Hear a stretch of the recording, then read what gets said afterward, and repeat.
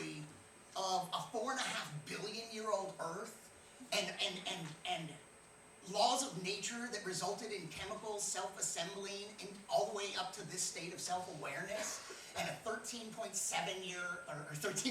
billion-year-old universe. The universe is not 13 years old. Recently bar mitzvahed. Going through puberty. That explains any blemishes in the universe. Acne. Which, by the way, what is this? I have gray hair and acne. How is that even possible? At what point do those lines intersect? You know, right here. That's where. But that's how in denial. That is the level to which we're in denial. Look at the lengths we go to deny our mortality. It's just from makeup and hair dye, and then liposuction, and Botox, and nip and tuck. It's surgical. Well, there you go. You've defeated it, right? Now you're immortal. You have dealt with the problem very effectively. I don't even care. That's one goal, like Joan Rivers. There's some scary science holding her together. I bet she has more seams than Frankenstein's monster. But, for me, I just hope I age more gracefully than that. And, you know, I've had gray hair for years. I don't care. I hope it goes all gray. I hope it goes blue, then ultraviolet. Just natural. You know, in fact, that's what I'm going to say if I lose my hair. I'm not bald. I have hair. It's just outside your visible spectrum. Don't try to touch.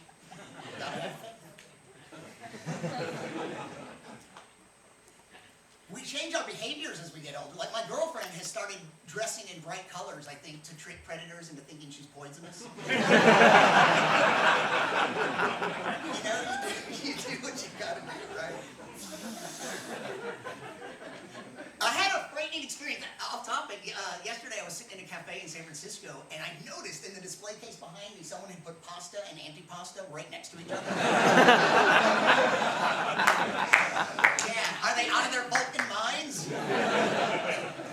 And that joke, for a lot of audiences, if I try to tell that joke at a comedy club, I know it's a tough sell because it requires a certain amount of knowledge of both physics and Italian food. You've got a Venn diagram there, and you are the people in the middle right there. That's why I like being here. So, actually, I meant to sort of open up. I totally forgot I was going to open up with a quotation from one of my favorite people, Isaac Asimov, who once said, "The most exciting phrase to hear in science, the one that heralds new discoveries, is not eureka, but that's funny." And I'm sure I'm not the only one for whom Asimov was an early hero. I started reading his science fiction, him and Arthur C. Clarke, and people like Larry Niven that wrote hard science. And then Asimov and Clarke in particular, I started realizing they wrote all this nonfiction, these science books that were just as readable and as fun and exciting. And I really credit them with turning me on to science. And Asimov, of course, went on to write about absolutely every topic there is. So you could learn almost anything from him. And very good explainer. As much science books as I've ever read, I don't think anyone is a better, more linear, clearer explainer of things than Asimov. You ever reading a science book and at a certain point you have a question, but there's no one to ask. You lost, I have a question. But Asimov, never. It's like he explained things really well. I have this terrible habit too. I buy books. I wish I could read books as fast as I buy them.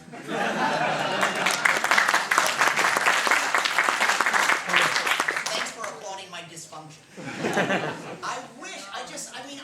I hoard books. Like on some level, I know there's a coming apocalypse, and my library will be essential to kickstart civilization. And I've always wished, I know you have too, at the point of purchase, you wish for that ability to just transfer the data right into your head. Like that would be part of the process, and which is all we're doing anyway when we read the book, transferring the information from one storage device to another. But I just want to pick up that baud rate. So, yeah, so I wanted to,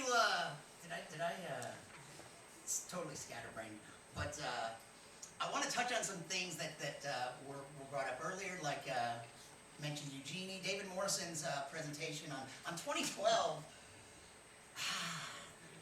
which brings up this whole other thing too. We have talked a little bit today about science and skepticism in the media, and even at its best, I think we can pretty much all agree that most science on television is so watered down, it's homeopathic.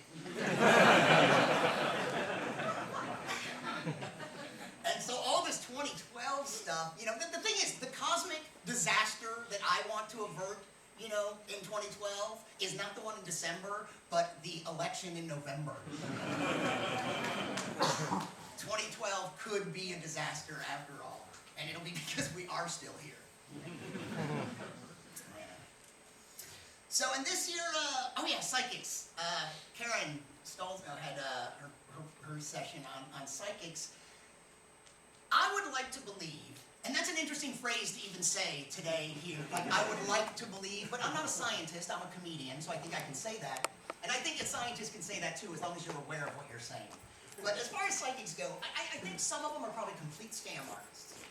But I'd like to believe that some of them really believe that they are psychic.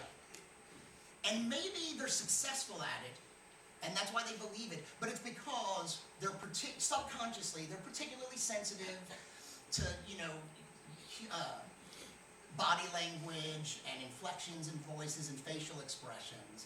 And why I really want to like that, why I think it's extra funny, is because that person, not only do they not know my mind, they don't even know their own mind.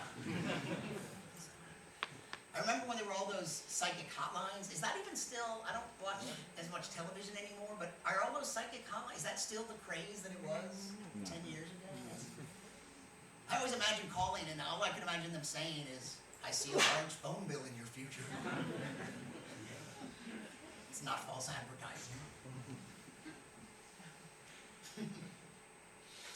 So, as always, I enjoyed seeing Seth Shostak today, and SETI is 50 years old.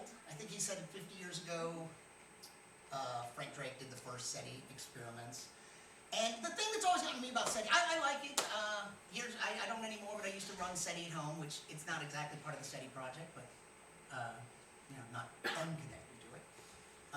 The thing that's always gotten to me about this idea of communication is that I just really wonder if there's any chance of us communicating with such different creatures from us. That for all we know, messages are raining down on us right now that we're completely oblivious to. I mean, like, I don't even read Hebrew, and I'm Jewish. You know what I mean? And that's all here on this planet. There are texts that presumably originated on Earth that are still untranslated. So I just wonder if, even if we did get a message, I'm just really curious about that. Would we really be able to decipher it when it's coming from that different, you know, we have our worldview and our biases, and could we get around that? And I just think that if they really wanted to be clear, they would, like, send flowers or chocolates or something. We would understand. The women would anyway. We would understand that.